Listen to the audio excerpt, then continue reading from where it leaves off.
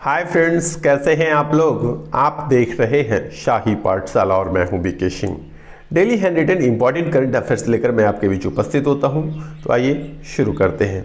आज है 26 मार्च और पेज संख्या है 83। पहला है, मेडागास्कर में भारत के राजदूत अभय कुमार ने अपनी नई पुस्तक the book of Bihari literature की घोषणा की है। वे बिहार के किस जिला से संबंध रखते हैं या किस जिला के हैं। तो जो आपका अभय कुमार है वह नालंदा जिला के रहने वाले हैं।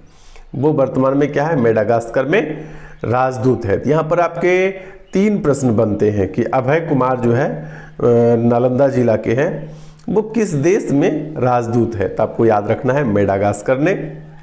यहाँ पर पुस्तक का नाम भी इम्पोर्टेंट हो जाता है कि अभय कुमार ने अपनी नई पुस्तक किस नाम से जो है कि लॉन्च करने की घोषणा की है। तो the book of Bihari literature, ये पुस्तक का भी नाम याद रखिएगा, the book of Bihari literature. और अभय कुमार जो है किस जिला से रहने वाले हैं, तो ये है नालंदा जिला के रहने वाले। तो ये 3-4 बात आपको याद रखने हैं। ये बिहार से रिलेटेड किसी भी एग्जामिनेशन पॉइंट ऑफ व्यू से काफ़ी इम्पॉर्टेंट होता है। अगला दूसरा है, चारा घोटाले केस में, यहाँ पर में है, ठीक ना। चारा घोटाला केस में रांची की जेल में सजा काट रहे बिहार के आर के राणा, पूर्व सांसद थे ये, आर के राणा का निधन हो गया है। तो आपको बताना है कि आर के राणा जो है ये कहाँ के सांसद रह चुके हैं। तो ये खगड़िया जिला के सांसद थे आर के राणा। वो लालू यादव के साथ ही पूर्व मंत्री नहीं बल्कि पूर्व मुख्यमंत्री लालू प्रसाद यादव के साथ वो भी चारा घोटाले की केस में रांची की जेल में बंद थे। और उनका क्या हुआ कि पिछले दिनों निधन हो गया है। तो वो क्या है, खगड़िया जिला के सांसद थे। तो आइए अगला है, आर्थिक सहयोग और विकास संगठन यानी OECD, आर्थिक सहयोग और विकास संगठन OECD ने वित्त वर्ष 2023 में भारत की जीडीपी वृद्धि दर कितना प्रतिशत रहने का अनुमान लगाया है।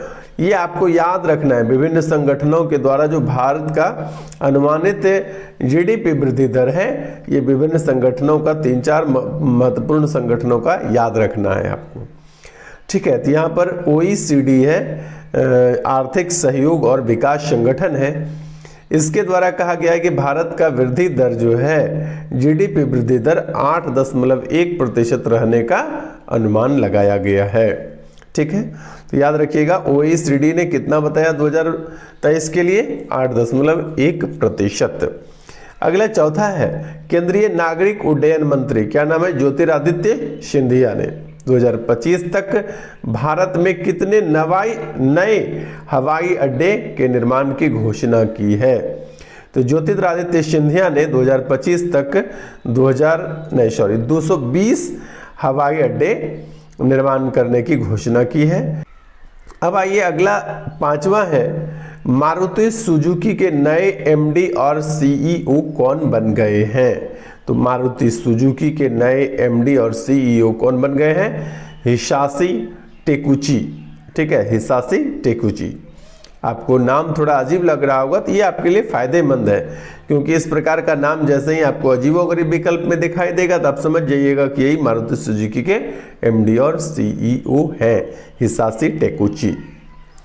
आइए अब अगला है, फीफा वर्ल्ड कप 2022 को स्पॉन्सर करने वाली पहली भारतीय कंपनी कौन बनी है। यानी अब तक की कोई भी भारतीय कंपनी ऐसी नहीं थी जो फीफा वर्ल्ड कप को स्पॉन्सर कर रही है, ठीक है। यह पहली कंपनी है जो फीफा वर्ल्ड कप को स्पॉन्सर कर रही है। तो भारतीय कंपनी है बायजूज, ठीक है। बायजू जो है वो फीफा वर्ल्ड कप को स्पॉन्सर कर रही है। तो बायजू ये भारत की कंपनी है। अच्छा, फीफा वर्ल्ड कप 2022 का आयोजन कहाँ पर हो रहा है। तो आयोजन स्थल है आपका कतर, ठीक है। उसके बाद अगला है 7वां प्रश्न, 25 मार्च से, यहाँ पर से लिखना चाहिए, से शुरू 10 दिवसीय उत्सव क्या नाम है, भारत भाग्य विधाता का आयोजन कहाँ किया जा रहा है। ये भी आपके लिए बहुत महत्वपूर्ण प्रश्न है कि भारत भाग्य विधाता उत्सव का आयोजन जो है कहाँ किया जा रहा है। तो राजधानी नई दिल्ली में किया जा रहा है। इस उत्सव का जो मूल उद्देश्य है वह भारतीय विरासत का संरक्षण करना है और पर्यटकों को बढ़ावा देना। भारत का यदि विरासत संरक्षित रहेगा, सुरक्षित रहेगा, तो निश्चित रूप से पर्यटक यहाँ पर क्या होगा, अधिक आएंगे।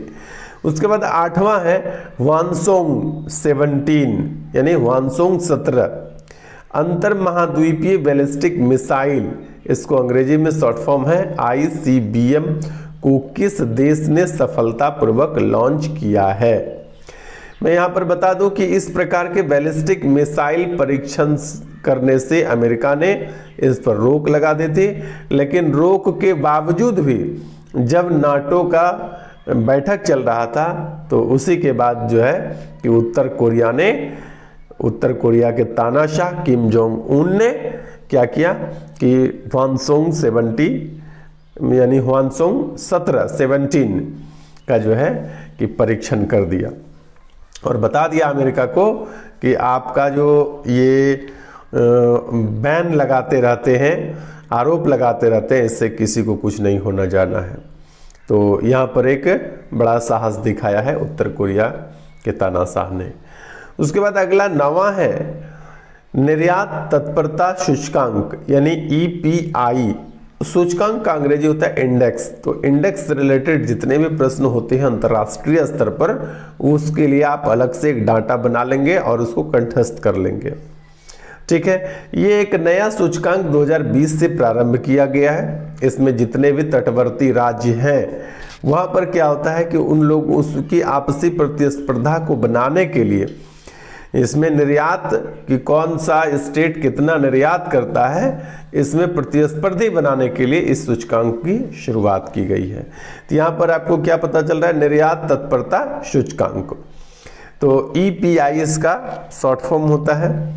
तो निर्यात तत्परता सूचकांक 2021 का दूसरा संस्करण नीति आयोग ने किसके सहयोग से, प्रतिस्पर्धा संस्थान के सहयोग से जारी किया है। अच्छा, आपको बताना है कि इसमें प्रथम स्थान पर कौन रहा है। निर्यात तत्परता सूचकांक में लगातार दूसरी बार गुजरात क्या है, प्रथम स्थान पर रहा है। दूसरे नंबर पर है महाराष्ट्र और तीसरे नंबर पर है कर्नाटक। तो ये तीनों राज्यों के नाम आपको याद रखने हैं। निर्यात तत्परता सूचकांक में प्रथम स्थान पर गुजरात रहे हैं। अब आइए अगला प्रश्न 10वां है, किस राज्य के मुख्यमंत्री ने राज्य में समान नागरिक संहिता लागू करने की घोषणा की है। तो ये है आपका उत्तराखंड के मुख्यमंत्री, उत्तराखंड के CM पुष्कर सिंह धामी। उन्होंने अपने राज्य में यानी उत्तराखंड में समान नागरिक संहिता लागू करने की घोषणा की है। यदि वो इसको लागू कर देते हैं तो ऐसा करने वाला उत्तराखंड क्या होगा, देश का पहला राज्य होगा। इस दृष्टिकोण से यह प्रश्न भी आपका VVI हो जाता है। अब आइए चलते हैं आज के इतिहास पर। आज का इतिहास की यदि बात करें तो आज है 26 मार्च यानी 26 मार्च का जो है इतिहास के बारे में अभी हम लोग देखेंगे। पहला मैंने लिया है 26 मार्च 1953 में जॉन ई साल्क ने पोलियो के टीका की खोज की। अच्छा, यहाँ पर है पहला।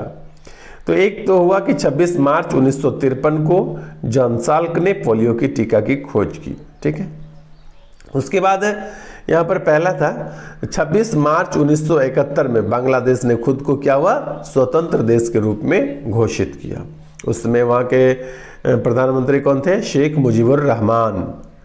ठीक है, तो शेख मुजीबुर रहमान ने ही 26 मार्च 1971 को बांग्लादेश को स्वतंत्र घोषित किया था। उसके बाद यहाँ पर बात मैं करूँ 1907 ईस्वी में 26 मार्च 1907 ईस्वी को कवित्री महादेवी वर्मा का जन्म हुआ था। तो कवित्री महादेवी वर्मा का जन्म हुआ था 26 मार्च 1907 के आज ही के दिन। और मैं एक जानकारी और दे दूं कि कवित्री महादेवी वर्मा जो है फर्रुखाबाद आगरा में इनका जन्म हुआ था। तो निश्चित रूप से जितने भी करंट अफेयर्स मैं आपके लिए कलेक्ट करता हूं सभी के सभी बहुत इंपॉर्टेंट होते हैं। बने रहिए शाही पाठशाला के साथ। और यदि चैनल को आप सब्सक्राइब अब तक नहीं कर पाए हैं तो निश्चित रूप से कर दीजिए, और वीडियो नियमित रूप से देखते हैं वीडियो को लाइक कर दिया कीजिए। धन्यवाद।